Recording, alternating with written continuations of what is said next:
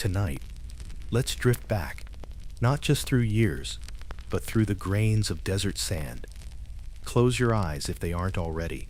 Let the hush of the night wrap around you like linen. Somewhere in the distance, a torch flickers against sandstone. Beyond it, palm trees sway, the Nile murmurs, and incense lingers in the air. We're stepping into a world that was old even before the Roman Empire was young. Into a place where beauty and hygiene were sacred, divine even. A world of pharaohs and priests, scribes and servants, and tucked quietly among their many secrets was one you likely haven't thought much about. Their breath. Yes, their breath. Because even 4,000 years ago, the Egyptians worried about bad breath, and they tried to fix it. So tonight, as you get cozy and settle into that warm nest of blankets and pillows, we'll gently unwrap one of the world's oldest answers to a very modern question. What did ancient Egyptians use as toothpaste? And why did it sting so much? But before we open that papyrus scroll and start brushing through history, take a moment to do something very modern. Just a little thing. If this slow journey through forgotten stories helps you unwind, you're welcome to like the video and subscribe, but only if you truly enjoy the way we do things here. And when you get the chance, leave a soft comment below. Let me know where you're listening from and what time it is over there. I always find it comforting to imagine this sleepy caravan of listeners stretched out across the world, all of us here, drifting quietly together through time. Now, breathe slowly. Let the digital dust of the day settle, because soon we're walking into a temple of cleanliness where the toothbrush was a twig and the mint wasn't sweet. Imagine this. You're standing in a small mud brick home near the banks of the Nile. It's early morning. The sun hasn't risen fully yet, but the air is already warm. A child stirs awake, and his mother hands him a small stick with a frayed end. Beside it, a little bowl. Inside, crushed ashes, ground salt, a bit of powdered rock, maybe even dried flowers or burnt eggshell. That is his morning hygiene routine. He dips the stick into the powder, grits his teeth, and begins scrubbing. The paste is bitter. Sometimes it stings. And if you get it wrong, it burns. And yet, for thousands of years, this was perfectly normal. To the ancient Egyptians, the idea of bad breath wasn't just a personal embarrassment. It could offend the gods. The cleanliness of the body was intertwined with the cleanliness of the soul. And a foul mouth? That just wouldn't do. Especially not if you were whispering prayers, reciting spells, or preparing for the afterlife. Their toothpaste wasn't just functional. It was spiritual, medicinal, social, and maybe even a little magical. So how did they come up with it? What ingredients went into this gritty recipe of ancient mouthwash and scrub? And perhaps most importantly, how did it taste? You're about to find out, because tonight we're going to sift through scrolls, tomb inscriptions, and ancient medical papyri to piece together a timeline of one of humanity's oldest obsessions. A clean mouth in a dusty world. Let the world grow quiet now. Let the traffic, the pings, the buzz of screens slowly drift into the background. Tonight, we're in a different time. A time before toothbrushes had bristles, before toothpaste came in tubes, before plastic was even a whisper of an idea. We begin in a small village by the banks of the Nile. Not in the courts of kings, not in the gold-leaf tombs of pharaohs, but in the simple home of a family whose name history never bothered to record. But tonight, we remember them. A boy named Heru, perhaps 8 or 9 years old, stirs from his mat. His bed is nothing more than a tightly bound sheet of woven reeds, softened slightly by a thin cloth.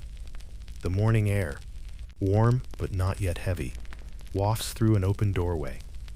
Outside, you can hear the slow slap of the Nile's waters against the edge of the bank, the occasional chirp of birds hidden among papyrus reeds, and the bleating of a goat that someone forgot to tie properly the night before.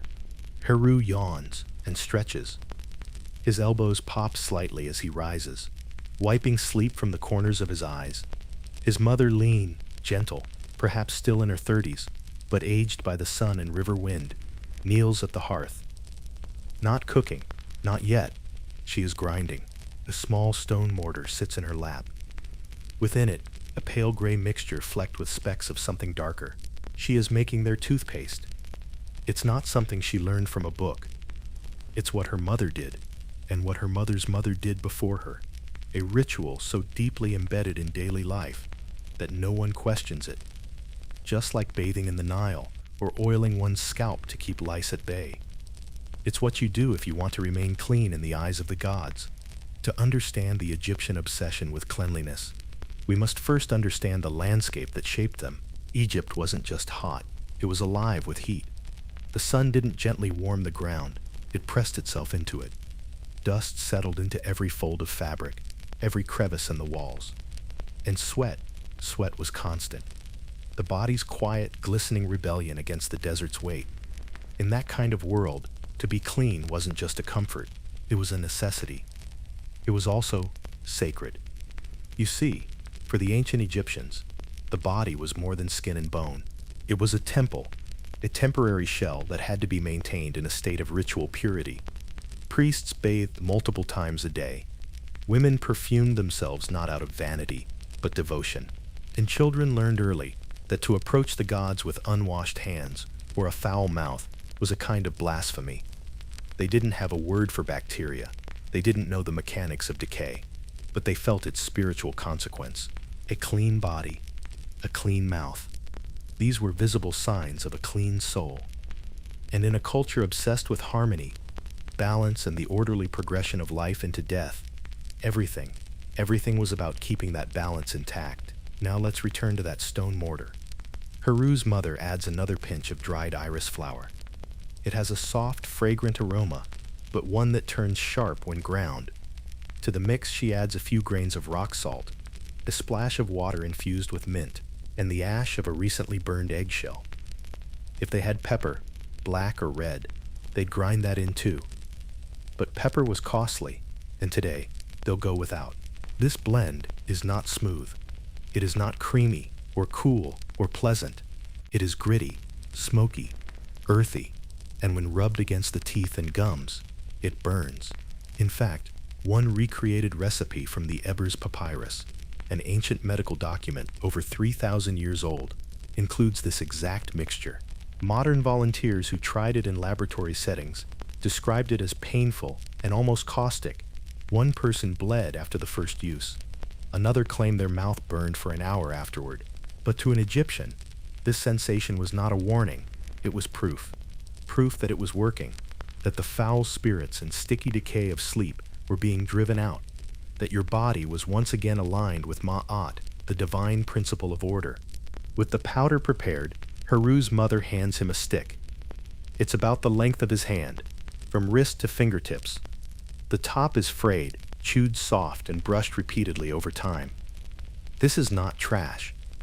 It is a tool, sacred in its way, passed down or cut fresh from the right tree, the arak tree, what we now call Salvadora persica. The chew stick has natural antiseptic qualities. Modern science confirms it fights bacteria and plaque. It has mild fluoride, silica, and essential oils built into its fibers by nature's alchemy.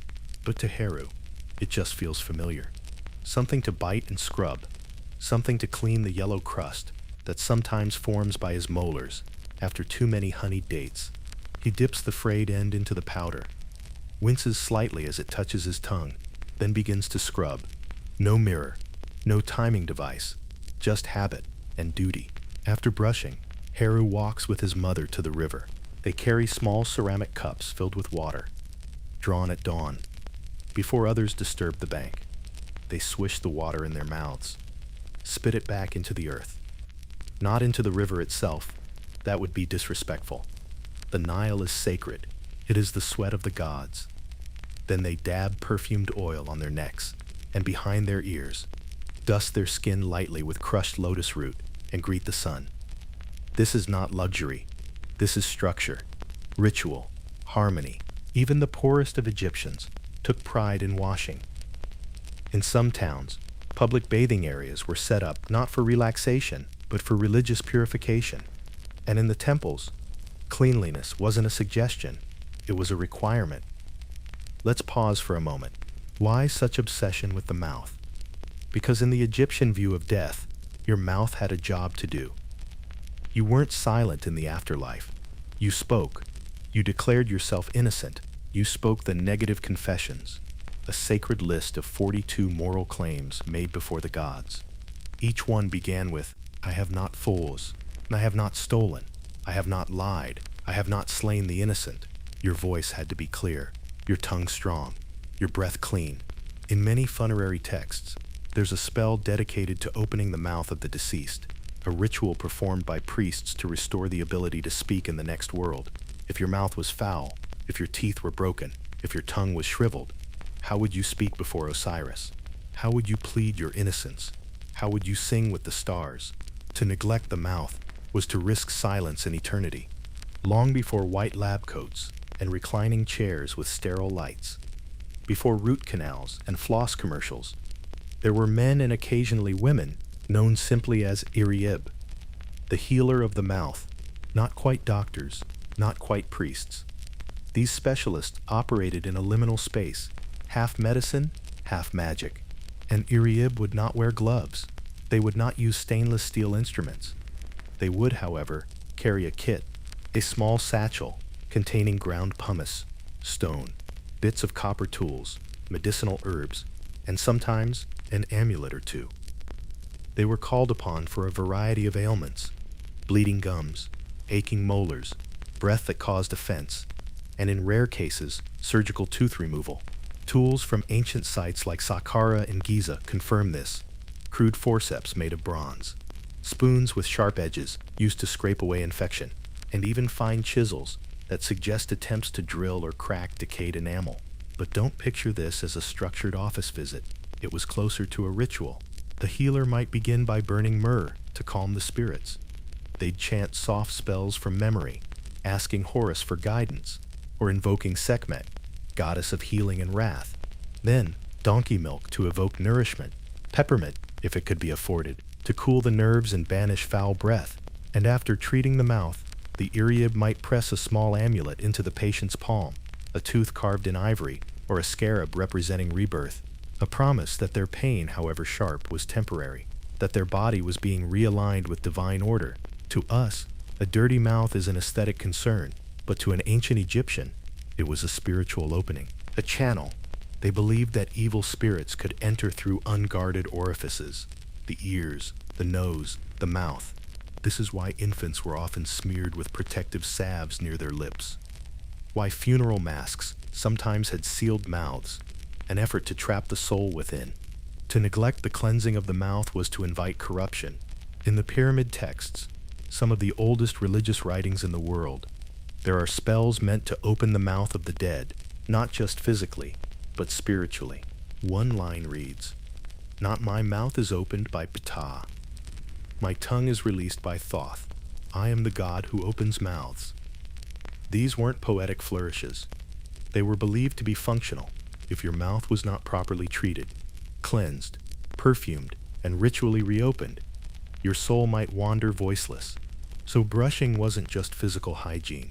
It was preparation for prayer, for confession, for divine conversation. And so each morning, before even breakfast, the family might gather briefly, each with their chew stick, each with their powder, not in silence, but in mindful repetition. A brush of salt here, a rub of mint there, a quick rinse, then a nod to the rising sun. Many Egyptian toothpaste recipes included ingredients that today would make even a modern dentist flinch. Let's go down a short list, all drawn from papyri and archaeological residue. Burnt oxen hooves, powdered donkey teeth, crushed bones of birds, charcoal from temple fires, salt from dried riverbeds, myrrh soaked in wine, frankincense ashes, crushed dried flowers from temple offerings. These were not just functional abrasives or antimicrobials. They were symbolic, ritualistic. Burnt oxen hooves were thought to strengthen the jaw. Donkey teeth, when powdered, passed their durability to the user. Myrrh, a holy resin, capable of purifying what was unclean. Even eggshells, when burned and ground to dust, were believed to ward off decay, as if by consuming something that once protected life, your own vitality might be shielded. Children were taught early. If your teeth fell out too young, your words might lose their power, your prayers might slur, your kisses to family might carry shame. So mothers made sure. They gathered herbs, they bartered for salt, and they ensured, day after day, that the sacred window of the mouth remained prepared. We now enter the darker part of this chapter. The consequences. Archaeologists, when examining mummies from the Old and Middle Kingdoms, found something curious. Teeth that were worn, but not necessarily decayed. You see, the Egyptian diet was coarse. Bread was a staple, but so was grit. Because flour was ground on stone slabs, tiny bits of sand would mix in, turning each bite into a slow grind. This wore teeth down. By the time most adults reached middle age, their molars were flat. Some even ground down to the nerve, but this wear wasn't rot, it was mechanical. The rot? That came when brushing stopped. In poorer towns during the collapse of dynasties, when infrastructure broke down and trade routes failed, tooth care also suffered. Remains from certain periods show cavities, abscesses, and even rotted jawbone, a sign of infection spreading unchecked. And what then? Pain, swelling, fever, madness. There are records, written on ostraca, shards of pottery used for notes, that speak of a man whose mouth grew large with heat, or a boy whose tongue would not lie flat. These were likely signs of infection, and in the absence of treatment, prayer was the only recourse. But imagine trying to speak that prayer. Lips blistered, gums bleeding, breath sour. You would hesitate, and in a world where hesitation and ritual could mean the difference between rebirth and oblivion, your mouth might just become your undoing. Yes, the dead were also given toothbrushes, or rather, chew sticks. In several tombs across Saqqara, Thebes, and Abydos, burial bundles have included small linen pouches with frayed twigs, sealed jars containing powdery residue, and even small spatula-like tools. Why? Because even in death, hygiene mattered. The deceased might be visited by divine judges. They might be embraced by gods. And in those moments, when speaking your name aloud meant survival, your mouth had to be pure. The opening of the mouth ritual was a sacred moment, performed by priests before sealing the tomb. A tool, often shaped like an adze, was pressed against the lips of the mummy. Incantations were whispered. Sometimes the body's mouth was dabbed with natron water or scented oils. In one royal tomb, a priest had scrawled onto a wall, "His mouth opens like a lotus. He breathes again. He sings with Ra." And so brushing was not merely habit, it was spiritual armor, protection from silence. Whether you were born into a palace with walls painted in lapis blue, or into a modest home of mud brick and reeds, you brushed. The wealthier you were, of course, the more refined your tools. Noble children brushed with chew sticks cut from exotic woods, cedar from Lebanon, or tamarisk softened with honey. Their powders were richer, crushed pearls, mint imported from the Levant, powdered myrrh and cinnamon, all wrapped in linen sachets embroidered with protective prayers. Royal physicians often oversaw oral hygiene personally. One inscription from the court of Pharaoh Djoser mentions a chief of the tooth, a high-ranking attendant tasked with preparing the king's oral salves each morning. But commoners brushed too. They didn't have pearls or perfumed oils, but they had arak twigs, salt, ash, dried mint if they were lucky. Even cow dung, dried and sterilized, was sometimes ground to fine dust and added to tooth powder for its believed protective properties. It wasn't about luxury, it was about order. And in Egypt, order was sacred. Even those enslaved or conscripted into labor often brushed in the early morning or before temple work, their breath cleansed so as not to offend the gods or supervisors. It was one of the few routines that crossed class, a quiet, shared moment between priest and potter, pharaoh and fisherman.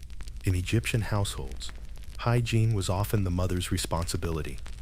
It was she who woke first, she who tended the coals, She who set out bowls of rinse water, bundles of herbs, and the day's tooth powder. Children like Hiru were taught the ritual from the moment they could hold a twig. Not harshly, not with scolding, but gently, through repetition, like a lullaby reversed, meant not to put you to sleep, but to wake you into spiritual alignment. Brush toward the gods, some mothers whispered.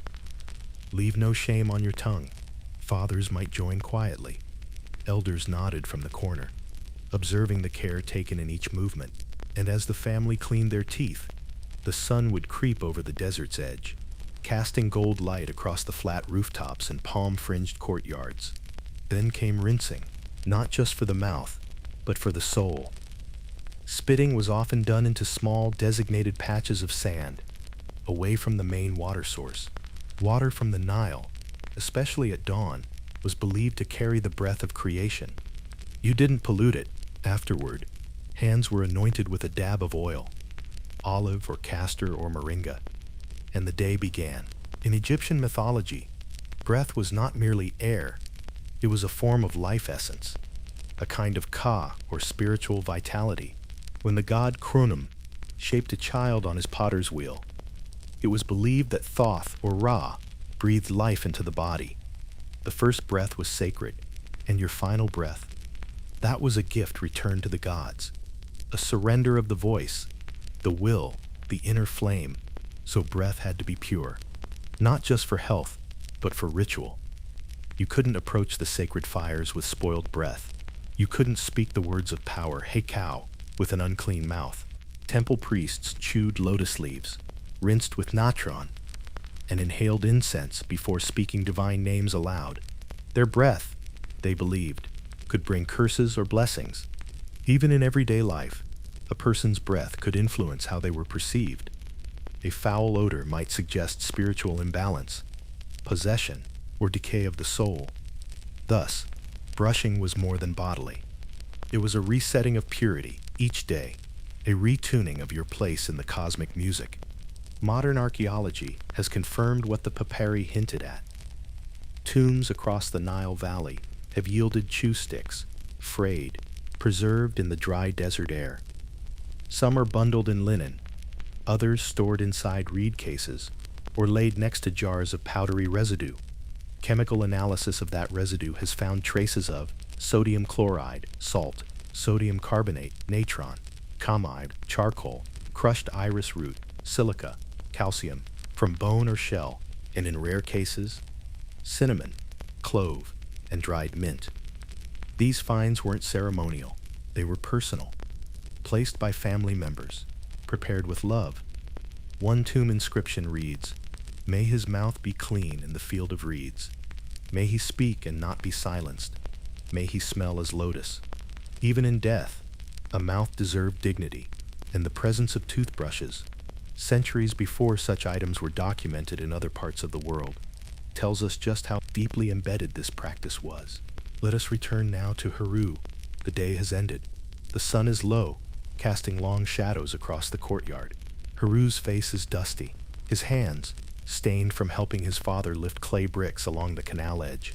His stomach is full, goat stew and lentils, sweetened with dried figs. And now, just before sleep, his mother sets out the bowl again. This powder is lighter, no pepper tonight, just salt, a touch of mint, and iris root burned over flame. She offers him the chew stick, soft, damp from earlier. He presses it to his lips, dabs it into the powder, and scrubs. There's no rush, no sense of duty, just rhythm, habit, peace. He rinses from a clay cup, spits into the sand, and smiles. His breath, sharp but clean. His teeth, worn from early grain and stone, but free of rot. His mother kisses his cheek, tucks the chew stick into a jar beside the hearth, and wishes him dreams filled with cool breezes, temple bells, and fields of endless lotus. He falls asleep, breath clean, soul unburdened. So often, we think of ancient hygiene as backward, barbaric, or crude. But what if it wasn't? What if brushing one's teeth long before toothpaste tubes, dental insurance, and fluoride was not only effective, but meaningful? What if they understood something we've forgotten? that the small rituals, the simple, repeated acts of care, matter more than the tools we use.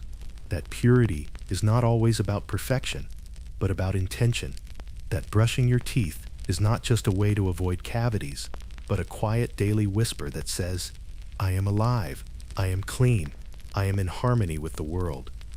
And maybe, just maybe, a frayed twig and a pinch of mint is all you really need. Before the toothbrush, before the chew stick touched the lips of a priest or the teeth of a child, there was the bowl. Not a golden basin, not an ornate container, but a humble mortar, stone or ceramic, resting in the lap of someone who knew what they were doing. The bowl was the alchemist's cradle, the place where powder met purpose, where medicine and magic stirred as one. And into this mortar went things you would never expect to find near a human mouth: burnt hooves, crushed rocks, dried herbs, soot from temple lamps, even the bones of birds, ground fine into a chalky dust. It may seem wild to us now, but to the Egyptians, these were not random additions. Every ingredient, no matter how strange, carried meaning. And tonight, we're going to walk through them, slowly, carefully, like we're following a recipe that hasn't been spoken aloud in 3,000 years. Let's begin with the strangest one of all: burnt ox hooves.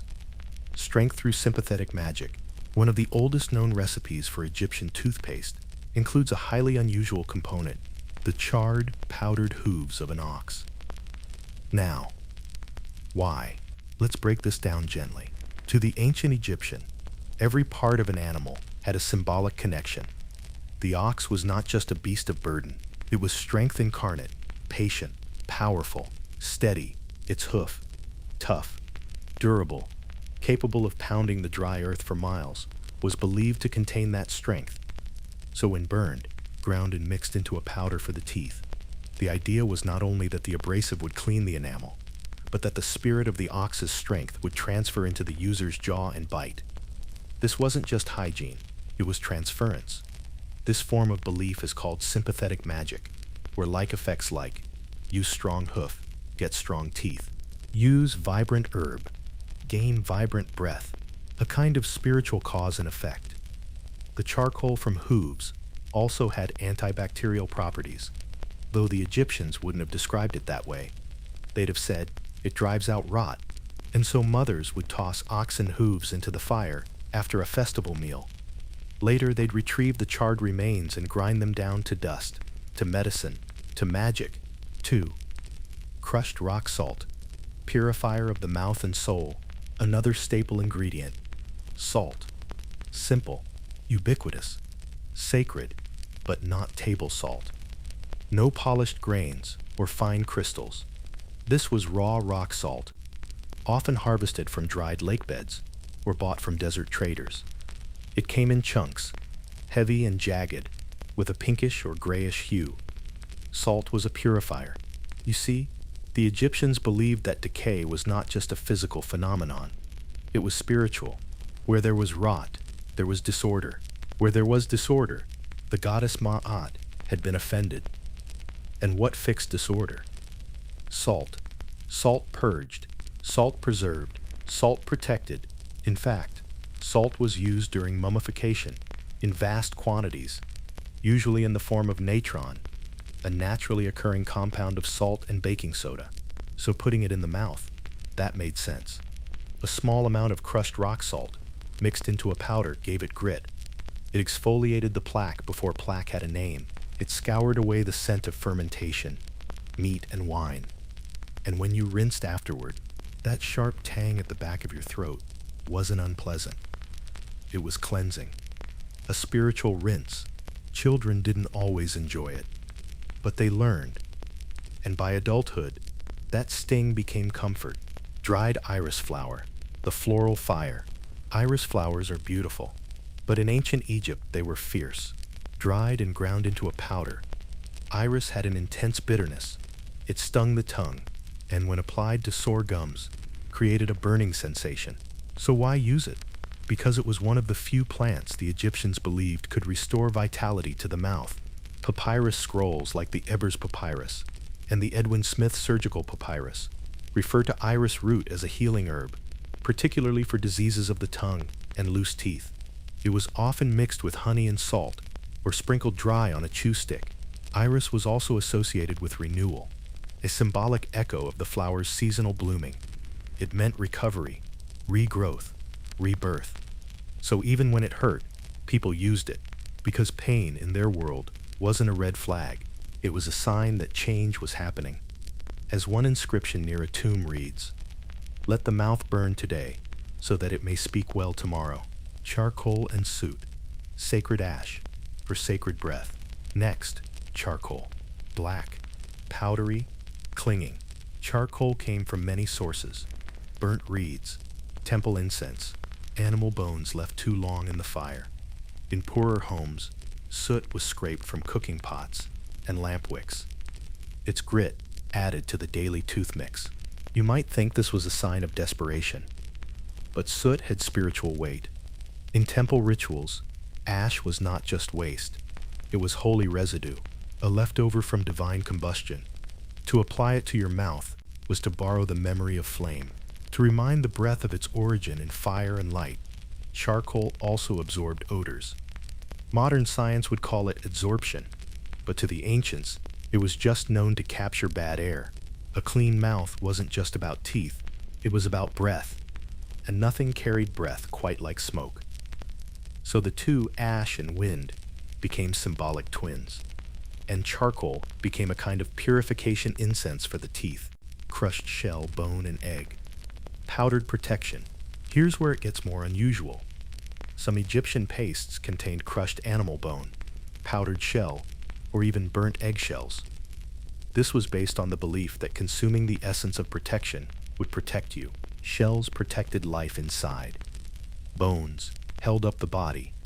Eggs created life from fragile strength. All of these things were seen as structural, and the Egyptians believed you could ingest structure to repair it.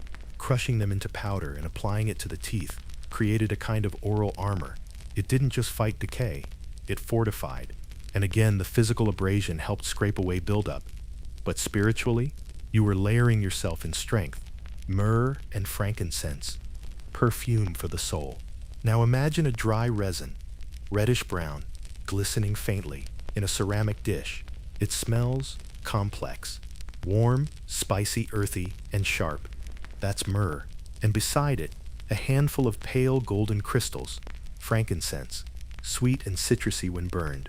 These were not just incense for temples. They were medicine. And more than that, ritual scent.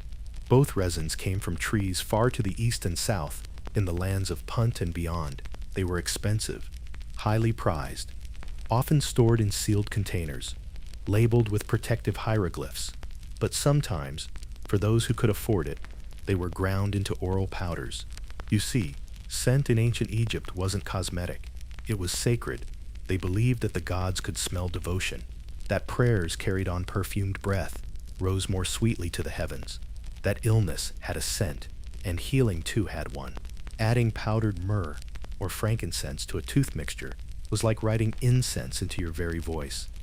Every word you spoke would be wrapped in fragrance, even when the ingredients were too costly to use daily. They might be saved for special occasions: weddings, temple visits, funerary rites. Brushing before such moments was seen as a spiritual rehearsal. And in death, myrrh was used not only to embalm the body, but to prepare the mouth for eternity. Pepper and cinnamon, fire of the gods.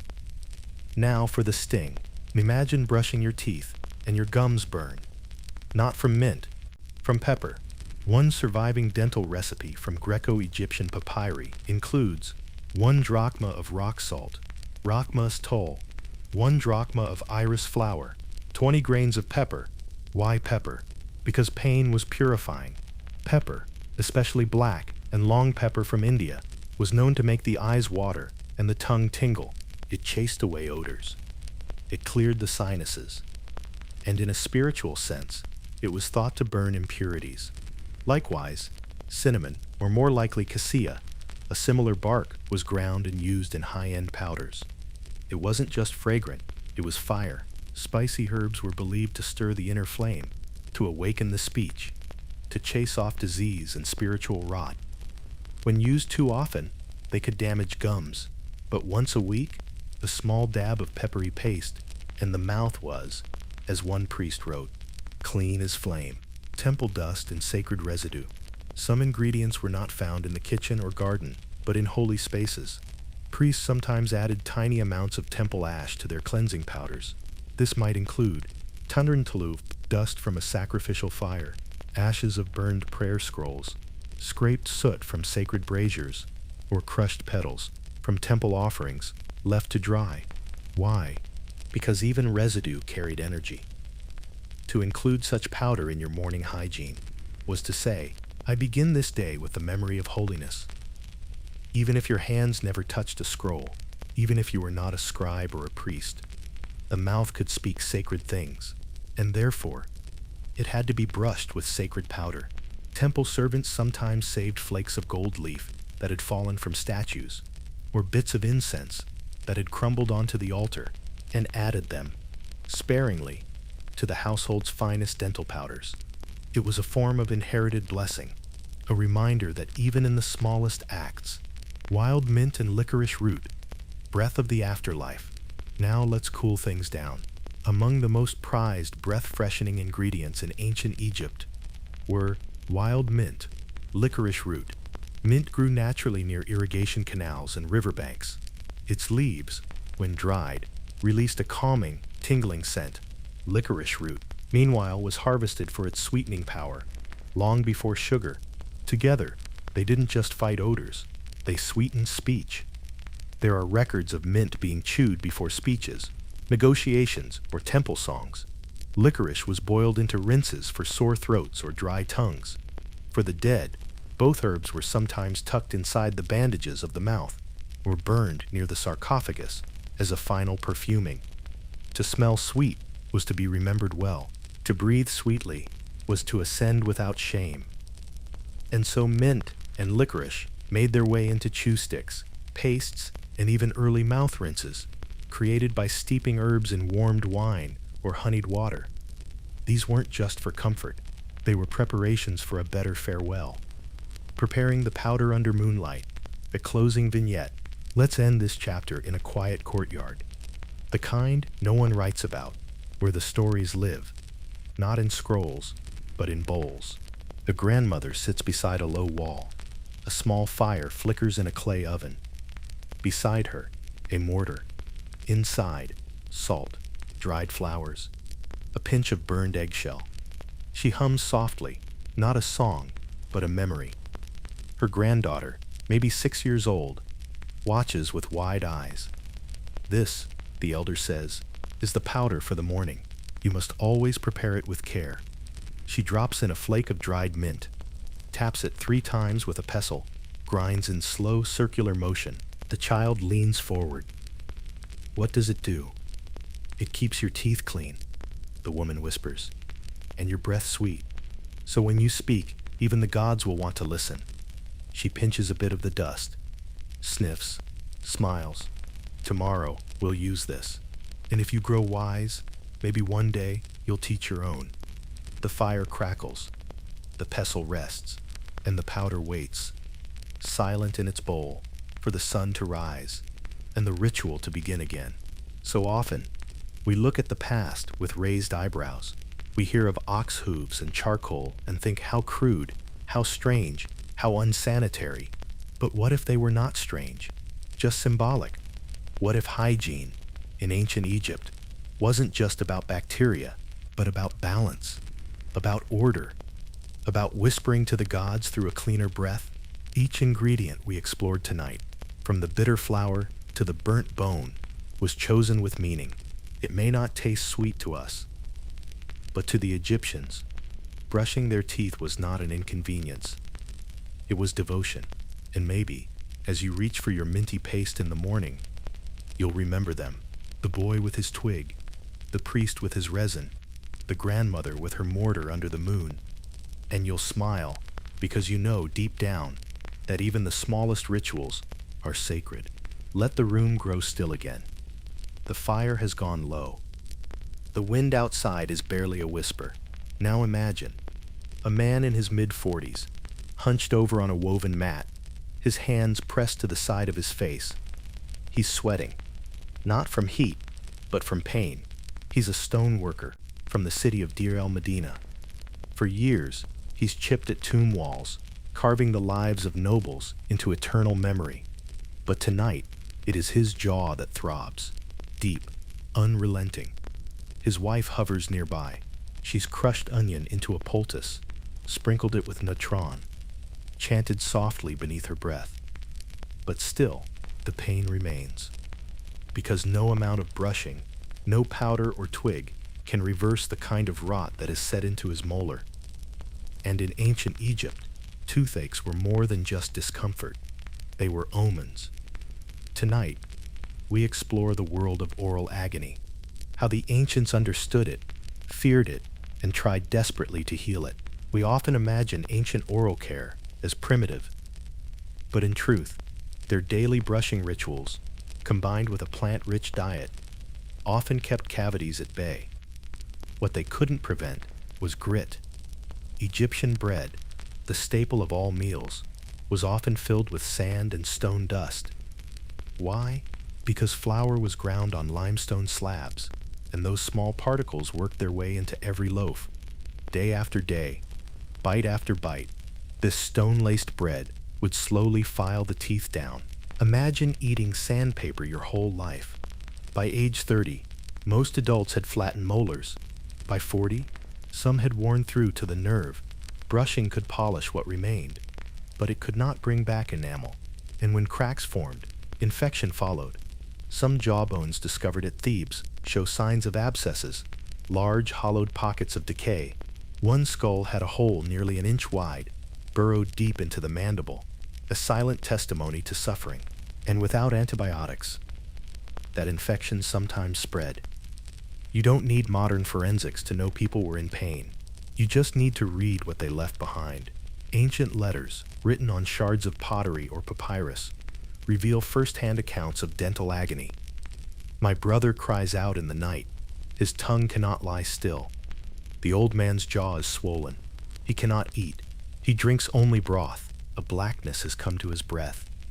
And the neighbors have turned away. Such records were not rare. They were part of daily life.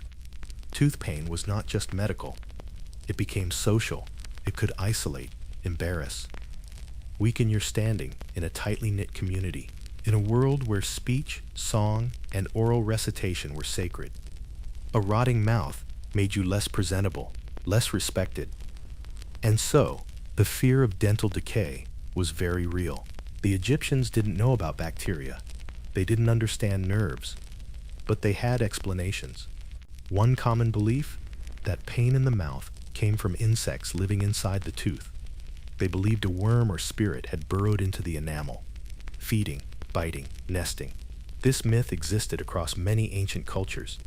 The so-called tooth worm appears in Sumerian, Babylonian, and even medieval texts. To expel this creature, Egyptian healers prescribed intense treatments. Compibectifram, burning herbs and inhaling the smoke through the mouth. Rinsing with wine steeped in sharp spices. Applying crushed garlic mixed with natron directly to the gums. Whispering spells while blowing warm breath over the face. They also believed that mouth pain could be a punishment, a sign of spiritual imbalance. Perhaps you spoke harshly to a neighbor, told a lie, disrespected a priest, and now your tongue rebels. Your teeth crack. Your breath carries guilt. Healing, then, required more than medicine. It required confession. So how did they treat the pain?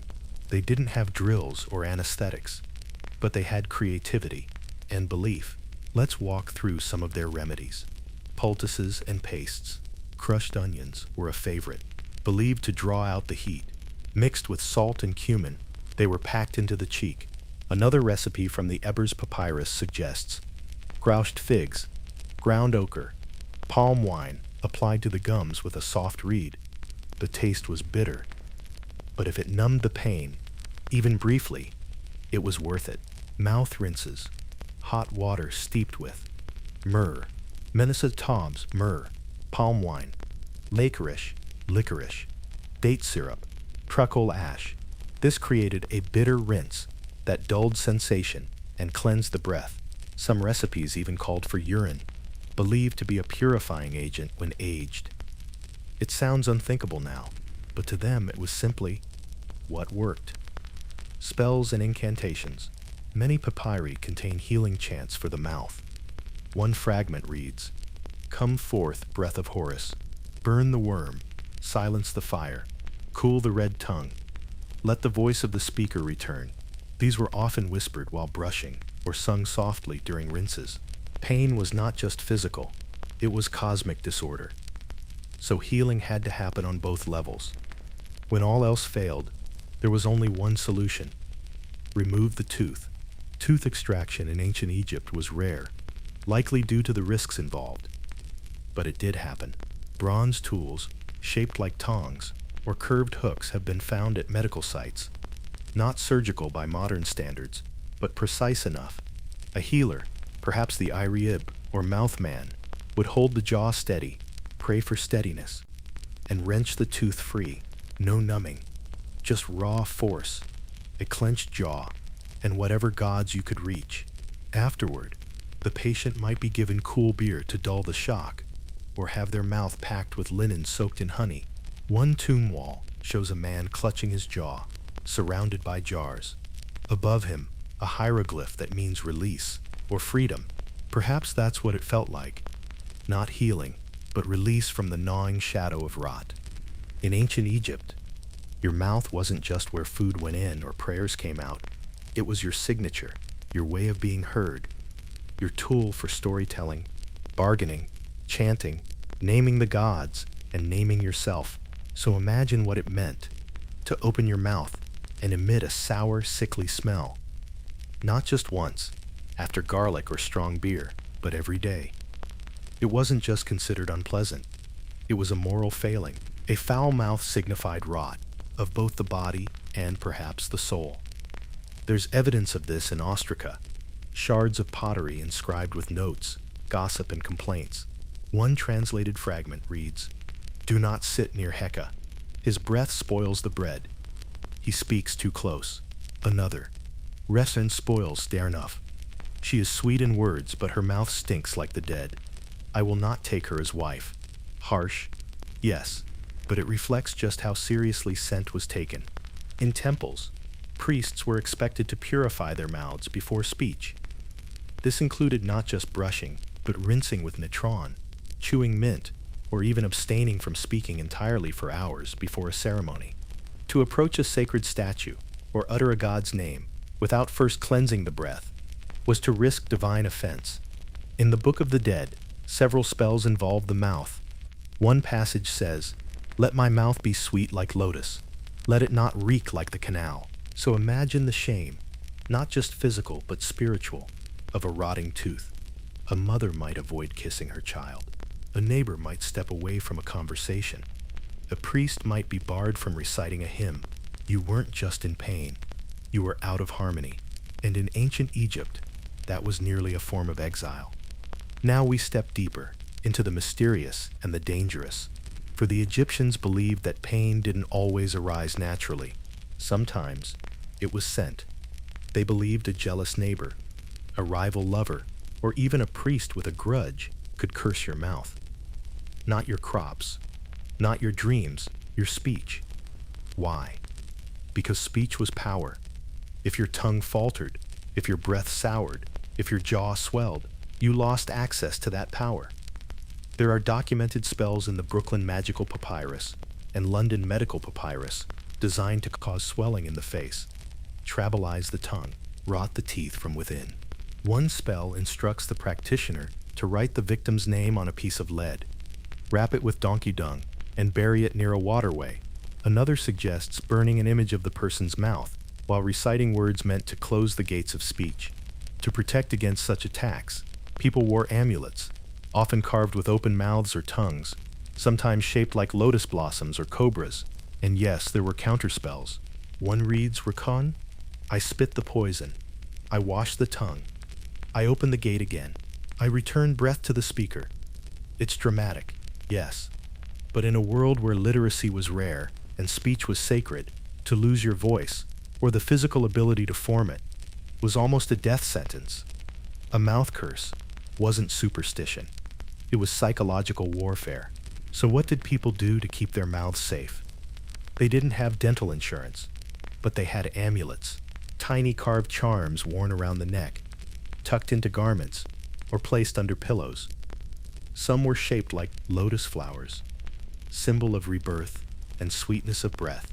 The Ujjat eye of Horus, for health and wholeness. Open mouths or lips, to ensure continued speech. Ankh symbols, life, renewal, and protection from decay. Some amulets were inscribed with short phrases. Let my voice be heard, mouth open, breath clean. No worm shall enter. In wealthier homes, families might commission a protective spell from a temple scribe. These were often short invocations written on papyrus, wrapped in linen, and placed near the bed. One such spell, translated from a Theban fragment, reads, "Come, protect the mouth of my son. Let no spirit lodge in his teeth. Let no blackness rise in his breath." And so mothers rubbed protective oils on their lips and whispered charms before bed. Even in tombs, some mummies had amulets placed in their mouths, small stones or golden tokens meant to guard speech in the afterlife. Because the mouth wasn't just a body part, it was your identity. Let's climb from the villages to the royal courts. Even the elite weren't spared from oral suffering. The mummy of Ramesses II, the great pharaoh of the 19th dynasty, shows signs of severe dental wear. One of his molars had worn down to the pulp, exposing the nerve and likely causing intense pain. Some believe he may have suffered migraines or facial swelling from infection near the end of his life. And yet this man led armies, ruled an empire, and built monuments. Imagine giving orders, deciding life and death while carrying a secret pain in your jaw. Another mummy, Jedmot Sank, a high-ranking priestess and musician from Thebes, was found with a cracked premolar. Researchers believe it may have broken from chewing gritty grain, or possibly from stress grinding during long temple fasts. Her tomb also contained a linen pouch of dried herbs, a polished stick, likely used for cleaning the teeth, and a small gold amulet shaped like a mouth, a final act of protection for her voice in the next world. In the court of Amenhotep III, dental hygiene was so important that a royal overseer of mouth cleanliness is mentioned, an official whose job, possibly ceremonial, involved ensuring the king was properly perfumed and purified, including his breath. Even in power, no one was beyond the reach of rot. And so we come to the end of this chapter. A chapter not of invention, but of limitation, of suffering, of resilience. Because for all their powders and rituals, all their wisdom and magic, the Egyptians still felt what we feel. That sting in the jaw, that soreness behind the tongue, that hollow ache that no herb can quite reach. But what's remarkable is how they responded. They didn't curse the body. They didn't hide in shame. They lit incense, spoke prayers, ground powders by moonlight, truly believed, that relief would come. And maybe that belief, that ritual, that daily rhythm of care, was what gave them comfort. Even if the pain remained, they had the power to name it, to speak it aloud, to wrap it in story. And now, centuries later, we can still hear them, whispering their remedies through papyrus scrolls, carving their discomfort into the bones we now study, leaving behind the memory of a world where even pain was sacred. Night has settled over the necropolis. The sky above Thebes is deep purple, fading into black. Stars blink through the dust. Torches flicker along stone paths, casting long golden shadows. In a low chamber carved into the rock, a body is being prepared. Not a king, not a queen, just a woman named Tia, mid-40s, mother of 2, wife of a scribe. She's been dead only a few hours, but already, the ritual of cleanliness has begun. The embalmers move quietly. They do not shout. They do not rush. Every motion has meaning. One assistant unwraps a linen bundle, revealing a chew stick, frayed slightly, still damp with oil. Another lifts a small bowl inside, a gritty gray-white powder that smells of salt and mint and something burnt. Together, they begin to clean her mouth. Her lips are gently opened, the gums wiped with a mixture of natron and charcoal, A sliver of frankincense is tucked behind her molars. Why? Because in Egypt, a clean mouth was not just for the living, it was your passport to eternity. There is a ceremony, ancient even by Egyptian standards, called the rite of the opening of the mouth, upet rezi. Its purpose? To restore the deceased's ability to speak, breathe, eat, and drink in the next life. To give them their voice back. Priests performed it using sacred tools, traumapation, a blade shaped like an adze, a spoon made of gold or copper, a twig, sometimes from a persa tree, and words, always words. The ritual is depicted on tomb walls across Egypt. A priest touches the lips of the deceased, then lifts his hands to the sky, invoking Pecha, god of craftsmen, and Thoth, god of speech and wisdom. The prayer reads, La, may your mouth be opened by Pecha, may your tongue be loosed by Thoth, may your lips speak truth in the presence of Osiris. But this wasn't just spiritual theater. It was backed by physical preparation. Before the rite, the mouth was cleaned. Powdered natron was rubbed on the teeth. If the tongue was swollen or dry, it was anointed with oil. Sometimes, a reed or small stone was placed between the teeth to keep the mouth open after death. They believed if this wasn't done, you might remain silent forever. And silence, in the realm of the dead, was not peace. It was punishment. We often associate mummification with preserving the skin or organs. But the Egyptians thought deeply about the mouth. They feared it might rot first.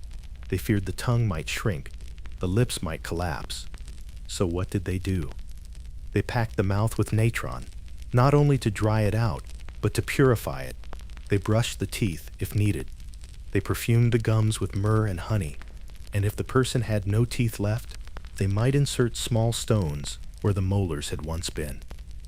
A symbolic gesture to restore what time had taken. In one tomb, embalmers even painted a red line around the lips, a sign that the mouth was still active, still sacred. Decay was the enemy. Not just for beauty's sake, but because a decayed mouth could not speak the sacred words. And in the afterlife, words were weapons. Words were identity. Without them, you were lost. Imagine standing before the gods. Your heart has been weighed, your deeds examined, and now you must speak, but not in your defense. You must recite the 42 negative confessions, a sacred list of denials, one for each nome or district of Egypt. Each begins the same. I have not stolen, I have not lied, I have not killed. Each one sealed a part of your spirit, ensured your integrity. But to say them, your mouth had to work, your breath had to be clean, your tongue supple, your lips strong. Imagine arriving before Osiris, and your jaw fails to open, your tongue sticks to your teeth, your words slur. In Egyptian theology, this wasn't an inconvenience, it was catastrophe. So, in preparation, families ensured the deceased's mouth was as clean as possible, and spells were placed nearby, sometimes written on papyrus scrolls, sometimes etched into linen shrouds. They read, Let my mouth not be sealed. Let my breath not turn black. Let me speak as I did in life. In the afterlife, the dead were expected to eat and drink. They needed bread, beer, figs, meat, and wine. Tomb paintings show rows of food lined up before the deceased, gifts from family, priests, or temple donations. But to enjoy them, one thing was needed. The ancient Egyptians believed that smell was a bridge between the world of the living and the world of the divine. Fragrance was not a luxury, it was a signature of holiness. So when preparing the dead, especially the mouth, embalmers used permanent hair, charlanes, cinnamon bark, frankincense and myrrh, crushed lotus petals, powdered mint or licorice. These were packed around the jaw. In some cases, thin reeds soaked in aromatic oils were inserted into the nostrils and mouth to carry fragrance outward during ritual. It was believed that a body which smelled sweet would be recognized by the gods, and a foul-smelling corpse? That was evidence of spiritual corruption. In one tomb, a spell was written on the underside of the coffin lid. Let my breath be as wind over lotus. Let my mouth smell of offerings. Let no stink reach the throne of Ra. The mouth, once again, was not simply a place for words. It was a fragrance vessel, a kind of spiritual incense burner. And with the right ingredients, the dead could breathe not only forever, but beautifully. Archaeologists have found mummies with teeth perfectly in place, some even with a faint smile etched into their preserved lips. Not coincidence. Not decomposition. Intention. In many cases, embalmers carefully lifted the cheeks and shaped the lips, leaving the dead not frozen in agony, but in quiet grace. Why? Because a smile represented peace, a clean soul, readiness for the field of reeds, the Egyptian paradise. Some mummies even had gold caps placed on missing or worn teeth, not to impress, but to symbolically complete the body for judgment. And a few tombs included tiny mouth amulets, carved from faience or lapis lazuli, placed under the tongue or against the cheek. A whisper to the gods, I am whole, I am clean, let me speak once more. A working mouth. So oral care didn't end at death. It was extended into eternity. Some tombs include tiny models of kitchens and bakers, symbolic staff to ensure the dead had constant access to nourishment. Others included containers of mouth powder, wrapped in linen and stored with toiletries. In one noblewoman's tomb, archaeologists found a polished chew stick, a jar containing mint-scented ash, a miniature mirror, and a wax tablet labeled Sweet Breath Forever. These weren't grave goods for vanity. They were functional hygiene kits for the dead. Because if your mouth failed in the afterlife, you couldn't eat, you couldn't sing, you couldn't greet your ancestors. You became a shadow in the Egyptian vision of the afterlife. Paradise wasn't abstract. It wasn't clouds or harps or a disembodied soul. It was real.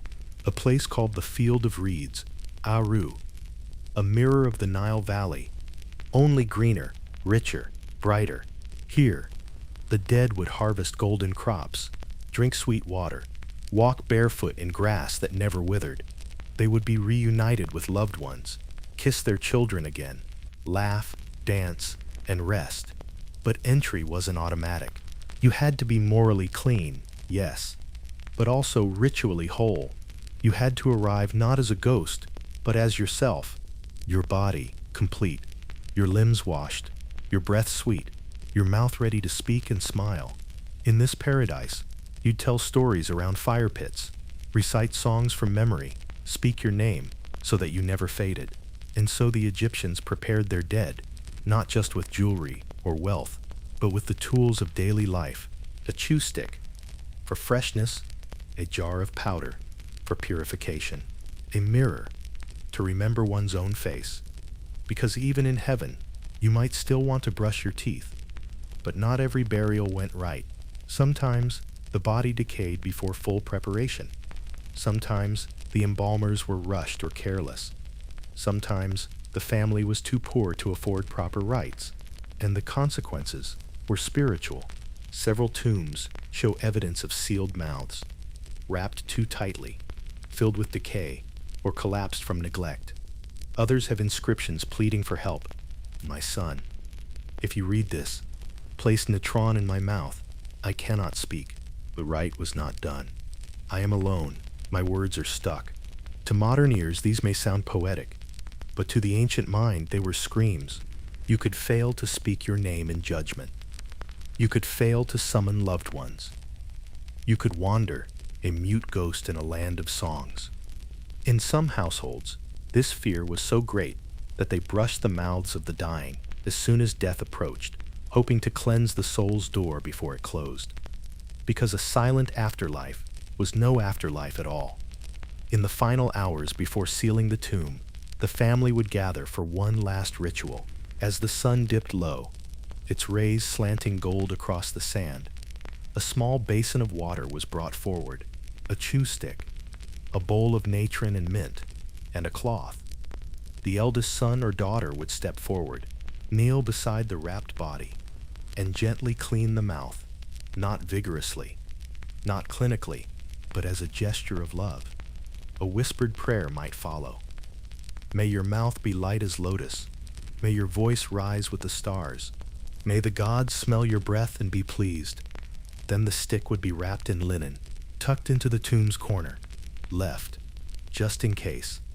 Some families even included a note written on papyrus, folded small. This is your brush. Use it well. We will speak again. And with that, the door was sealed. The world went quiet, and the journey began. Tonight we have wandered far, from morning brushings beside the Nile, to funeral rites lit by flame and silence. We have seen powders mixed by moonlight, teeth worn down by stone, mouths cursed, praised, perfumed, and finally, prepared for eternity. And maybe, just maybe, we've learned something simple but powerful, that care is not about convenience. It is about continuity. The Egyptians didn't brush their teeth for vanity. They did it for order, for spiritual readiness, for the hope that when the time came, they could speak clearly to the gods. Their routines were quiet, repetitive, often painful, but always meaningful. So the next time you pick up your toothbrush, when the day begins or ends, pause. Think of the boy named Heru, his mother at the mortar, the priest with his cinnamon powder, the elder smiling in her tomb, mouth clean, ready to sing. And remember, even the smallest ritual is a bridge between life and legacy. Let us rest here a moment, not in a temple, not in a tomb, but in between, somewhere along the banks of memory. We've walked a long path tonight, through reed-thatched courtyards where children brushed with twigs, through scrolls etched with dental incantations, past jawbones, hollowed by sand and time, and into chambers where the mouths of the dead were opened one final time, so they could speak again beneath the stars. All this for a question so simple it might seem silly at first. What did ancient Egyptians use as toothpaste? But now, maybe you see, it was never just about toothpaste. It was about belief. To the ancient Egyptians, the body wasn't just a shell. It was a mirror, a map, a sacred landscape where ritual and reality met every morning. They didn't have dentists on every corner. No fluoride, no floss, no sterile white rooms with reclining chairs. But what they did have was intention, consistency, a reverence for small things. They ground powders not for profit, but for peace. They brushed not to dazzle, but to honor the gods, their breath, their ancestors, themselves. We've forgotten, sometimes, what it means to speak cleanly, to offer your voice like a candle, to prepare your breath like an offering, to enter the day with a smile, not just polished, but purposeful. They saw the mouth as a gateway, not only for food, but for truth. A foul mouth, a careless tongue, that was more than poor hygiene. It was disorder, disrespect, disruption of the harmony that kept the universe spinning. But when you cleaned your mouth, you realigned the cosmos, one brush at a time. In a tomb outside Saqqara, archaeologists once found a single linen pouch. Inside, a chew stick, some crumbling gray powder, and a bit of dried mint. There was no gold, no jewels, no treasure, just that. And in that pouch lived a story of someone who cared enough to leave a final smile for the gods. Someone who believed that even in death, their breath should carry fragrance, that they might speak again someday. Clearly, sweetly, without shame. And maybe that's all any of us are doing. Day after day, brush after brush, preparing to speak again, preparing to be remembered. Today, our routines can feel meaningless. We rush, we multitask, we click and scroll and skim and swipe. We brush our teeth while checking the news. We floss while replying to emails. But the ancients knew better. They knew that ritual is not about efficiency. It is about attention, presence, repetition that carries meaning. To grind powder with care, to clean a child's teeth gently before sunrise, to brush your dying mother's gums one last time before sealing the tomb. These were not chores, they were acts of love. And that love, it lingers. Thousands of years later, we find their twigs, their powders, They're tiny stone amulets, shaped like smiling mouths, and we feel it. Still warm, still human, still beautiful. Maybe you'll think about your toothbrush a little differently. Maybe tomorrow morning, as the sun filters through your window and you stand half asleep at your sink, you'll pause, just for a breath, and remember a boy like Haru, rubbing powdered mint into a twig, looking toward the rising sun, and whispering a prayer he didn't know was a prayer. Let me be clean. Let me be kind. Let me be heard. That's all. That's everything. Before you go, before sleep takes you fully, let me gently thank you for walking this quiet road with me, for letting history breathe again. And if you found peace here, if this helped you settle, or wonder, or rest, you're welcome to like the video or subscribe, but only if it genuinely feels good in your heart. And if you'd like, let me know in the comments. Where are you listening from? What time is it where you are? I love seeing this quiet circle stretch across the world. Night owls, early risers, insomniacs, dreamers, all of us together for a moment in the soft candlelight of forgotten stories. Good night, sleep deeply, and may your dreams carry only the sweetest breath.